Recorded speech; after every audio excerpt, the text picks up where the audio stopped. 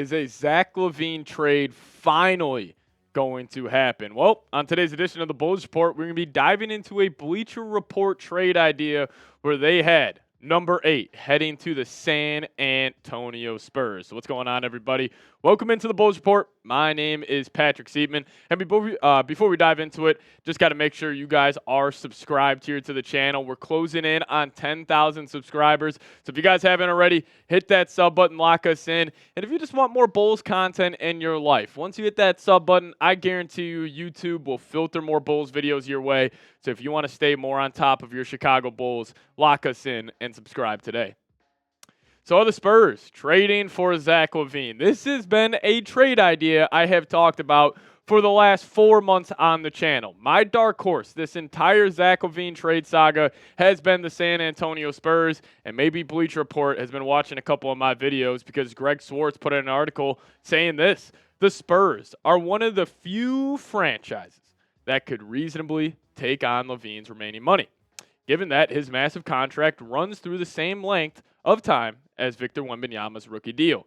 If this happens, Keldon Johnson, would almost certainly be one of the players coming back to Chicago and fills a need as a young, versatile forward who can score and make plays for others. And I love Keldon Johnson. We'll talk about him more on today's show, but this was the trade idea that I think makes sense. And this is really the only way in terms of matching LaVine's contract that I think the Spurs would be open to doing, and it would be Keldon Johnson and Zach Collins, and the Bulls are kind of helping out the Spurs here, taking on Zach Collins' bad contract. But still, I believe the Bulls are going to have to attach that 2025 first-round pick from the Portland Trailblazers and the 2 second-round picks that they got in the DeRozan sign-and trade. And this was a thought I literally just had recording this.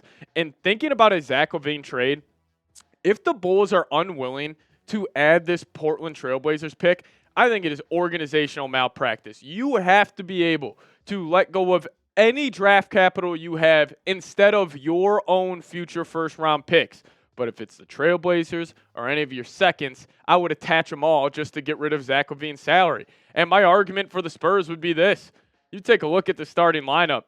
I mean, I'm not saying this would be a top team in the Western Conference, but this would be a hell of a ball club. If you're assuming Wemby will take that top 10 player in the world leap this upcoming year, we know he's already going to be the best defensive player in the world. But if he could somehow, keep on developing his game offensively, like the Spurs could be a problem. Chris Paul at the 1, Zach LaVine at the 2, Vassell at the 3. I mean, those are 3 elite offensive guards and forwards in your backcourt. And then you got a veteran, Harrison Barnes, all paired up with Victor Wembanyama. I'm sure Wemby would love this deal. And, my argument to the Spurs would be, I understand this is not, your window to win. Like, this is not an all-in move for the Spurs where it's like, yep, we're competing for championships for the next 5 years. But I think if you make this deal, you will be in the playoffs. And I think that playoff experience for Wemby at the age 20, 21 next season, I think that could be massive for his development. Get him those real playoff minutes will just only expedite his, development in the league. And a guy like Zach LaVine would do that. I mean, yes, this past season, LaVine was terrible. Only played in 25 games. He was inefficient, didn't play defense. He was a cancer in the locker room. I don't disagree on, if you're going to say, wow, the Spurs want him on their team. But if you get him in Greg Popovich's system, you get him in that Spurs culture, maybe we could see a 2020 version of a LaVine where this dude was averaging 27.5 points a game on 5 assists, shooting 50% from the field and 42% from 3. Even just reading out those numbers pisses me off, just the fact that that is who Zach LaVine used to be. But in my opinion, I think LaVine is just what San Antonio needs. And, I think they're definitely lacking a true 3-level scoring guard. I think they're hoping Vassell will develop into that, but I just can't really see that in his game just yet. But in terms of LaVine to San Antonio, I mean, he is that. He is a guy who can give the ball to in high pick and roll. He's a guy who can, give him ISOs on the weak side. Wemby's on the drop-off spot. Or you can even run pick and rolls with LaVine. Right there, throw it over the top, and Wemby slam it home.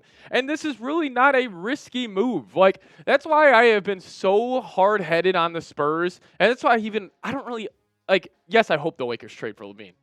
No shit. But I think the Spurs are the one team where it's like all the, red flags around LaVine of the contract and the defense, they aren't really a thing in San Antonio. Because of what Greg Swartz said, he matches up with Wemby's rookie deal. Very similar to how we see our very own Chicago Bears. They went all in on Caleb Williams this upcoming season. You trade for Keenan Allen. You go get him a better team around him because he's on that rookie deal. Why don't the Spurs just do the same thing with Zach LaVine? And if this is all you have to give up, Keldon Johnson, Zach Collins, and you're getting draft capital, I just don't see why the Spurs say no to this. Now, maybe I'm overvaluing LaVine, but again, I have the Bulls attaching a first and 2 second-round picks, so clearly I understand how bad his contract is. But you guys let me know, especially if you're a Spurs fan. I would really appreciate it. If you want me to know your thoughts down below in the comments section, would you accept this deal? A for accept, D for decline. Let me know your thoughts down below. But I do want to wrap up today's show talking about this trade from a Bulls perspective because, one, biggest news of this, or biggest takeaway from this deal is obviously the Bulls moving off of LaVine, but you're also getting a very good young player in Keldon Johnson. I'll tell you guys about that here in a second. But first off, got to tell you about today's presenting sponsor, and that is Prize Picks. Shout out to Prize Picks for sponsoring today's show. And if you guys use promo code CLNS, you guys will get $50 instantly when you play just $5. That's code CLNS on Prize Picks to get $50 instantly when you play $5, and you don't even need to win to receive the $50 bonus. It's guaranteed, and they have a deal going on right now for all you Bears fans. One Caleb Williams passing yard gets you one win on Prize Picks every week in September. That's right. 1 yard gets you an automatic win every football weekend in September. That is 2 more weeks of free W's.